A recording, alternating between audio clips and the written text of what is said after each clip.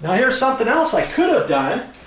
I could unsnap this for this little piece.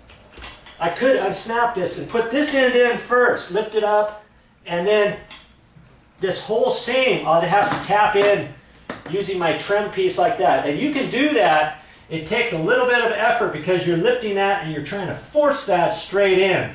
And you can do that if you tap on there. But this is only the second row, and I don't want to mess up my first line. I could do that, but ultimately I know I'm going to need a little piece like this anyway, so I'm going to go ahead and cut this trim down. Now I've got this little piece. Get my telephone cord out of there. And now I can snap that like that and push that in like so. Okay, now I can put this in here. I want to lift that up, put my cardboard there. I got to put pressure on the left-hand side to make sure that's going to go in. And see, instead of hitting here, I'm going to hit this. Now, as you hit that, can you see what's going to happen if you have it just down like that? This is going to push down as you tap. The harder you need to tap it, it could leave a little mark there. So, plus, if you hit that there as you're hitting, it's lifting this up, and this could slip off too. Okay, because this lip here is not very tall. They should have made that just a hair taller, I think, but actually, it's probably fine. I've used this a few times and it's bent this just a hair. Okay, another reason to use your cardboard. I got the cardboard up there, just hang on to that, and you're going to hit this right here.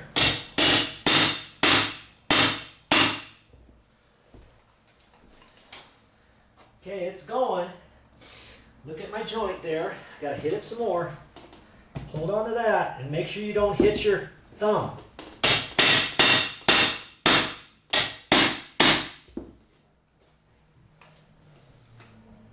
Okay, that did it. That joint is nice and tight now. You see, by tapping that, I had to hit that way harder than my last joint. And that's another reason why on this far end, you got to put those shims up against the baseboard to keep this from pushing that way too far. Now I can pull that out of the way, lift this up, and I got to cut my piece in there. Now you see, you don't want to get one much shorter than that. I mean, you could go down to two inches. If you had to, you could cut down to 1/2 inch or 3/4, but then it's really tricky to get in there. Okay, so do your measurements. You want to measure both ends and make sure that whatever side you need to go from, that when you cut it, when you snap that in, you want to have no less than 5/16 up against the wall. So measure here and here, okay? Because you're going to cut this square. So when you put that in there, you don't want it up too tight to the baseboard, because uh-oh, they're after me again.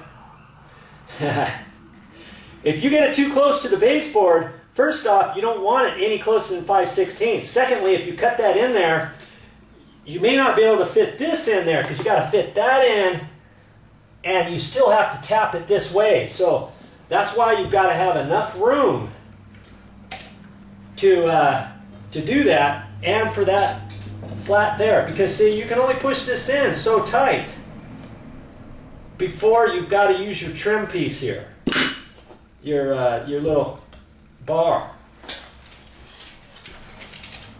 Okay, so I measure this, and right there I got 5 3/16, and right here I got 5 1/8.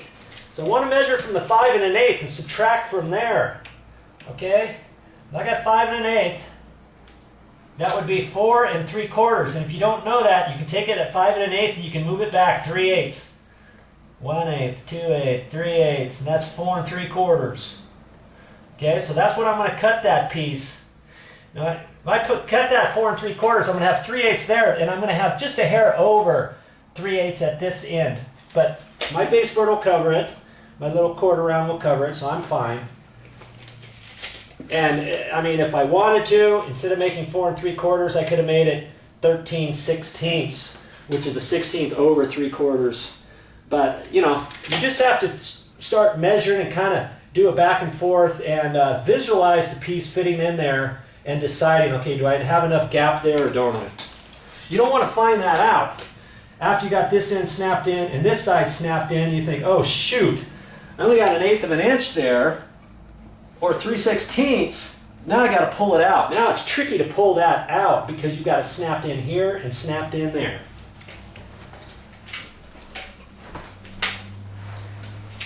Okay, so I'm going to measure from this end. Make sure you cut from the right end now. And measure on your finished edge. Don't just put your tape measure over it and go, because if you're not watching it, if you're way down here, over this way, you may not realize that this went over the other snap together lip, and you've got to make sure it just fits on the finished edge. And you got to kind of look at it sometimes and make sure you're on there. Okay? So I got it, and I'm going to mark it over here. So not on the face. I mean, I guess I could mark it on the face, but if I mark it on the face, then I'm going to have a hard time transferring it to the back side. Okay? And I can't just flip it over and measure from there because I don't have my edge to work with. That's why I have to measure right here, make sure I'm right where I need to be, put a mark right there on the edge, lift this up, and I can see that. I can just see it. I mean, it's really easy to line it up over there. Take my square and mark it, and I'm ready to cut that.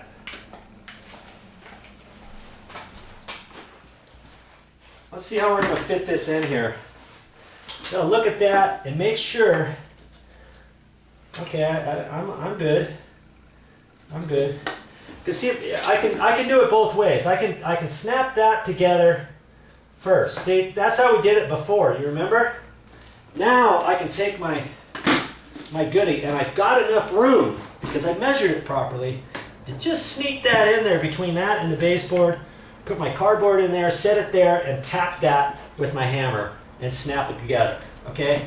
Now let's say this is barely too tight to fit in there. Well, you don't have to necessarily put this side in first. Like right there. You can put this end in first. Okay? Now if you do that, make sure it's in there. I got it snapped. Now you take your paddle and you set it in there like that, and you tap it in. You see there? For nice little small pieces, you can tap that in. That's fine. That's perfect. Okay? I just don't like using my paddle for this whole edge of a 4-foot long piece if I had to do that. Now, if I needed to do that, I could do it in a pinch. But I try to have a rhyme to the reason. Okay, and I'm measuring this over here, and I'm right where I need to be, 3/8 of an inch. Now, do I need to put a shim in there? No, I don't have to put a shim on this piece here because I'm not going to hit this. This is all snapped together. It's not going to go that way now. But that's why I had to put the shims at this end first, because I'm tapping all this that direction. Okay, now I'm good to go for the next row.